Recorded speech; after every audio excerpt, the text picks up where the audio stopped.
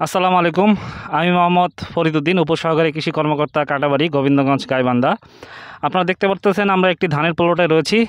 এখন বর্তমানে বড় মৌসুমের আমরা ঠিক শেষ পর্যায়ে চলে এসেছি।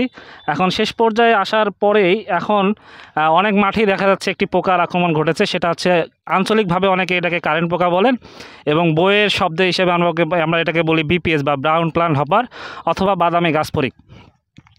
এই পোকাটা একটু লক্ষ্য করে দেখবেন যে সকল জমিতে কিছুদিন আগে পানি একটু ছ্যাপছাপা পানি ছিল, ওই সকল জমিতে এই পোকাটার আক্রমণ বেশি হয়েছে। কারণ এই পোকাটার বংশবৃদ্ধির জন্য সবথেকে উপযুক্ত পরিবেশ হচ্ছে আর্দ্রতা বেশি থাকতে হবে, হিউমিড কন্ডিশন যেটাকে আমরা বলি। এবং যে সকল জমিতে পানি ছিল ছ্যাপছাপা এবং সূর্যের আলো তাপ পেয়েছে এবং পানি বাষ্পায়িত হয়ে উপরের দিকে উঠেছে, এই আবহাওয়াটা তারা বেশি পছন্দ করেছে। এবং এই কারণে বিভিন্ন জায়গায় আমরা এখন লক্ষ্য করতে পারতেছি যেটাকে আমরা হপার বার্ন বলি, এই হপার বার্ন এখন লক্ষ্য করা যাচ্ছে। তো এইটা দমনের জন্য মূলত আপনাদের এখন খেয়াল রাখতে হবে যে এই ধরনের হপার বার্নগুলো দেখা মাত্রই সেখানে আপনারা স্প্রে করবেন। সেটা পাইমেট্রোজিন গ্রুপের সাথে নিতিম পাইরাম হতে পারে অথবা পাইমেট্রোজিনের সাথে ডায়নোটিফুরান গ্রুপের ওষুধ আপনারা প্রয়োগ করতে পারেন।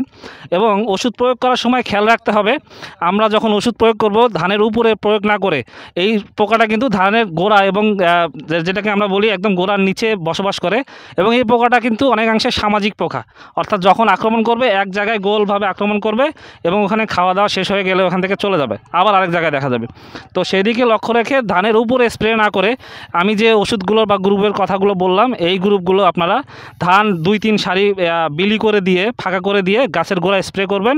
এবং গাছের গোড়ায় স্প্রে করতে পারলে আপনারা এটা ভালো ফলাফল পাবেন। ধন্যবাদ।